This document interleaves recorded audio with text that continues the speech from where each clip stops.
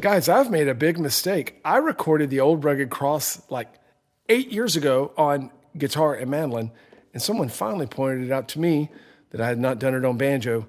Let's fix that.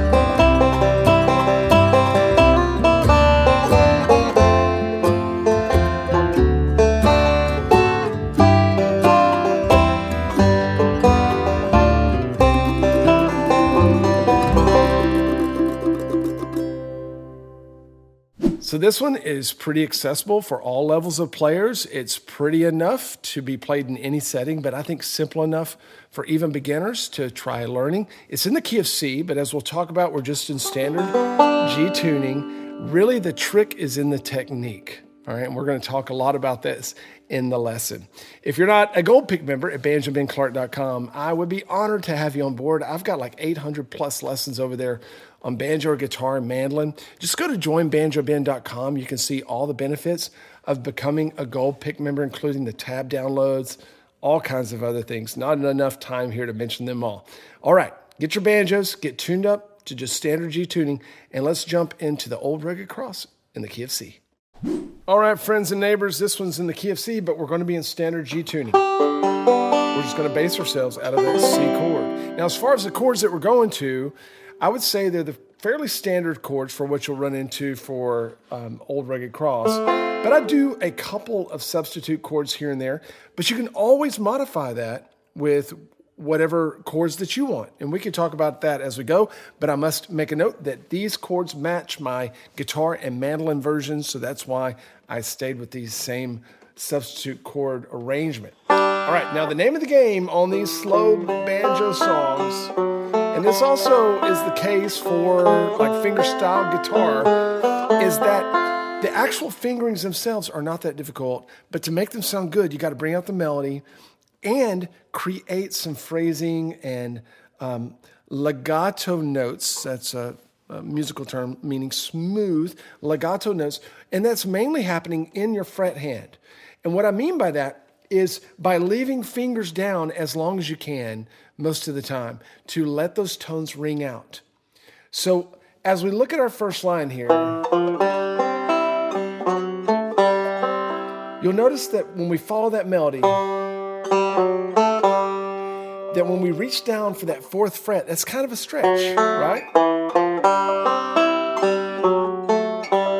Now, if you can reach and grab that with your pinky and then grab the second fret with your middle, that'd be good.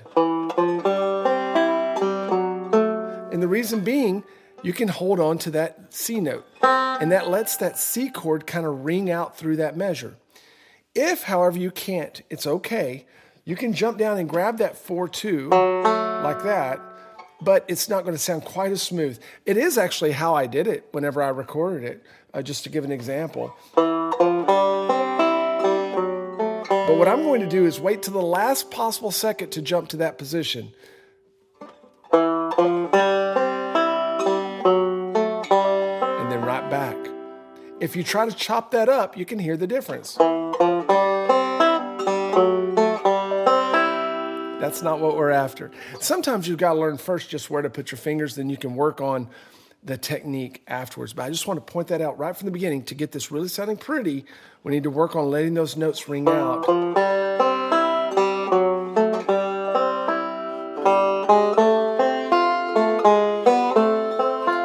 measure 4 and 5. Did you notice how my pinky never comes up? I'm just doing a little bit of work in here with these fingers for what absolutely has to move. My pinky doesn't have to move, so that's going to let those tones ring out. Look how little my hand moves. Measures 4 and 5.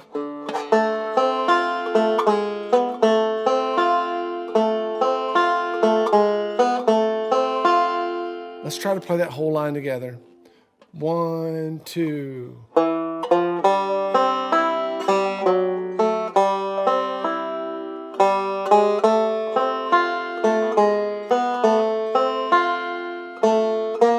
Now you'll notice I haven't said anything about our pick hand, and you'll also notice that there's no pick stroke or pick finger notations beneath the notes, and that's because I want you to grab them however you want to grab them.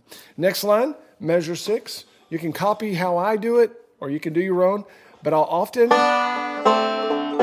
use my index and middle to get these inside pinches in measure 6. See how I do that? I'm playing those double stops with my 2 fingers.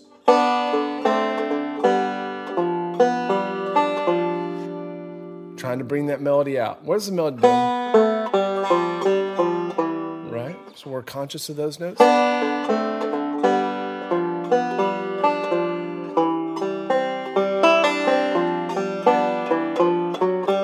When we get to that measure 8, very important, that last little triplet pull off, that we still leave our other 2 fingers down for that C chord. And then when I go into measure 9, I'm still leaving my index finger down until I have to pick it up. So that whole line.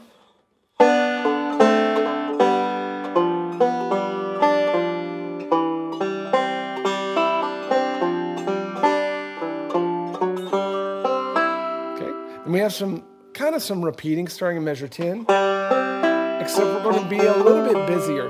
So instead of just the 4-2, we're going to do a little triplet. And I've got to do some double or triple thumb in there to get this. You can do it like that, or you can go back and forth between thumb and index. Again, get it however you want to get it. Now we've got a D minor here, measure 13, but it could have totally stayed over the F chord, and you just kept an F chord rather than throwing that ring finger down for D minor. That's just the choice that I've made. And then we're going to walk up those double stops using our first 2 fingers. Let me play this whole line for you.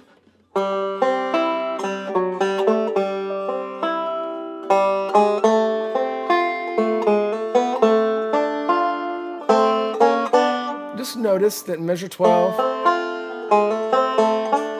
and when you go that D minor, I've still got my F chord down. I'm just putting my ring finger down for the D minor.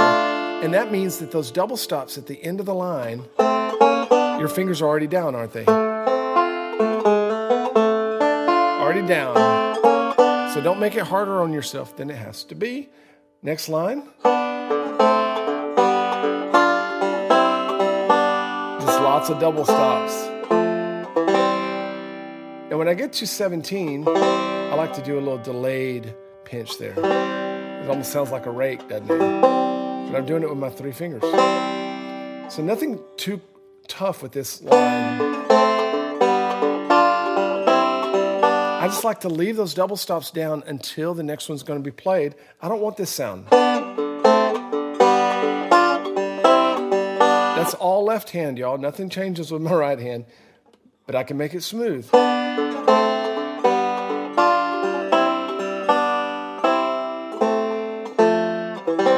That's what we're after. Now we're going into the chorus, and we'll do that in the next video segment. So we had that little lead in with the chorus, and I'm going to land on that 3rd fret on the chorus with my ring finger. And this time, we're grabbing that D minor shape there. Now, a lot of times, people will play just a regular G chord there. And what we have written here in measure 18 would totally work over that. It would sound really good, actually. And then we're going to slide the whole thing up,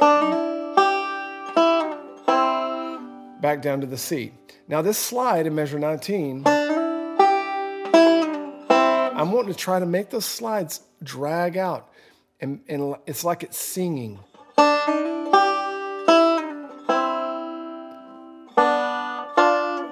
So that whole line sounds like this.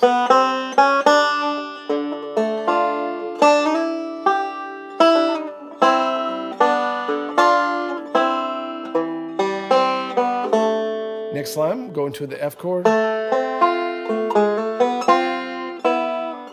Again, nothing here that we haven't seen. It's just getting them smooth, right? So when we're making the F chord at the beginning of the line, my pinky has never moved until here. And then again. And then I'm leaving my index finger down into measure 25 until I have to lift it for those open string pinches.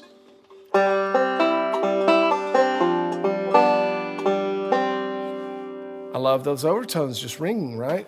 Whole line.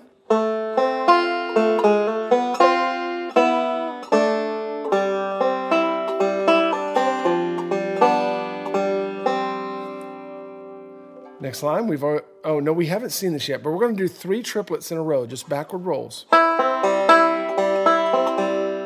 That's pretty simple. Triple. The little single string lick in 27 sounds like this. Now don't make that any harder than it has to be. Just play what it sounds like and do it your own way.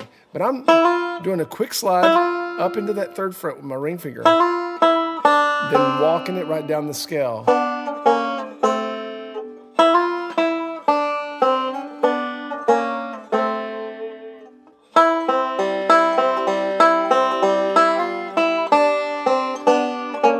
Into the F chord.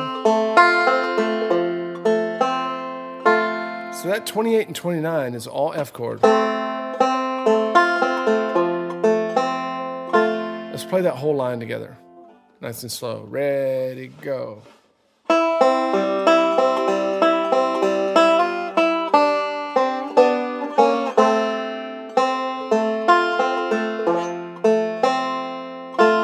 Then we're going to do some 6th interval harmony walk downs.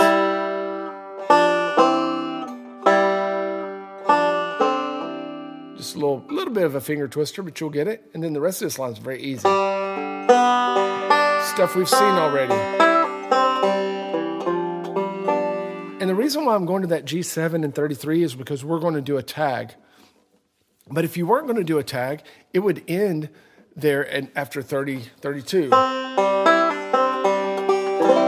would do something like that. But since we're doing a tag, just like the guitar and mandolin versions did, then we're going to go into the tag, which starts over with the last phrase of the chorus. So we're going to go back to those triplets in 34 and have the same little walk down.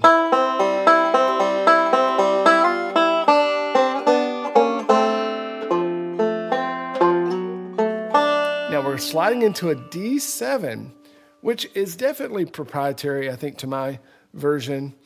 And you don't have to do that. If you wanted to stay on the F, you can stay on the F. And just walk, instead of going up to double 7s, you could go up to 6/7. So if your guitar player wants to stay on the F right there,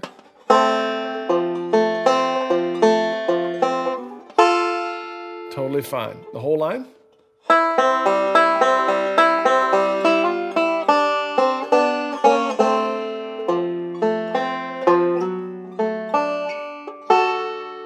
Then leave those fingers together for the last line.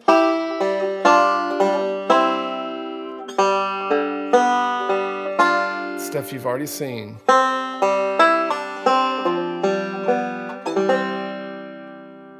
Play that last line for you slowly. Ready, go.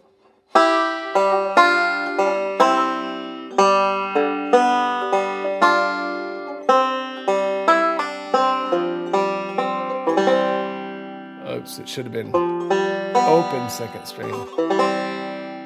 All right. In the next video segment, let's play the whole thing through slowly together. Let's play the whole thing through slowly together. Don't forget that I have Jam Track MP3s here on the site for my Gold Pick members. 1, 2.